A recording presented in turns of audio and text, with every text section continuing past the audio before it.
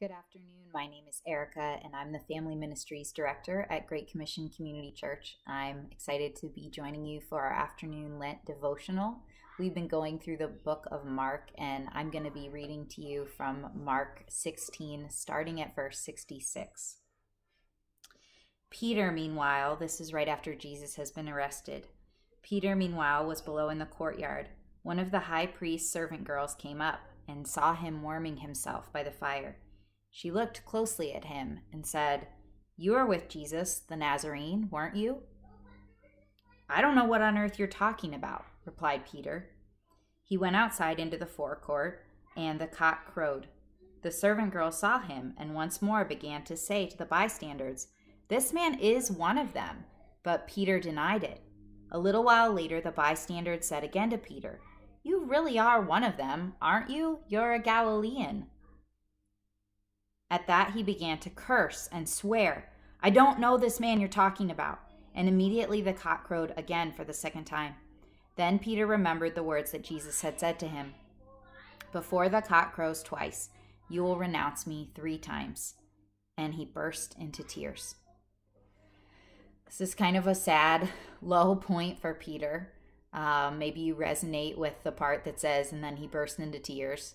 I know I've had lots of moments like that over the past few weeks where I feel like I'm doing fine and then I burst into tears. So that line resonated with me.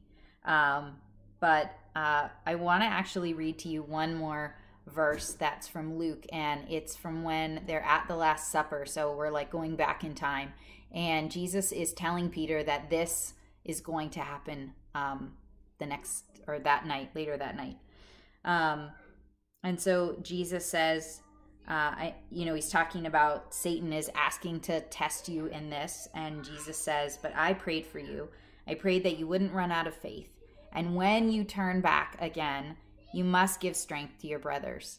I love that Jesus is giving these sweet prophetic words to Peter. Jesus knows that Peter's going to turn away. Jesus knows that Peter's going to have this really dark night where he denies his best friend, where he claims he doesn't even know Jesus. And then he also knows he's going to have just this really dark time of brokenness and crying and weeping. But Jesus is also giving him encouragement and says, when you turn back, then I want you to go encourage your brothers. I kind of like that Jesus doesn't say, "Hey, this isn't going to happen. You aren't going to have this rough season. You aren't going to have a day where you just fall on your face and cry. You aren't going to have days where you pretend you don't know me."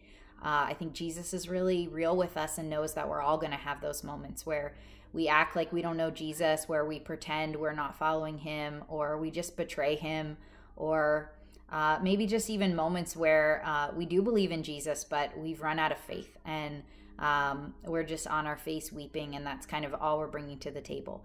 And Jesus doesn't promise that we won't have those times, but he does pray for us that when we do have those times, when we turn back, that we would then encourage others that are following along Jesus too. And so I just want to encourage all of us with that today, that I can't promise you won't have times today where you burst into tears. I can't promise you that you won't have times where this season is really rough. I know it's rough on me, and I know it's rough on a lot of you for various reasons, but I can promise you that we have a Jesus who is praying for us, who is praying that when we turn back, we would be an encouragement to others. And so that's what I want to encourage you today, that if you have those moments over the next few weeks or months, that you would just be asking Jesus, when you turn back to him, what are ways that you want me to encourage other people?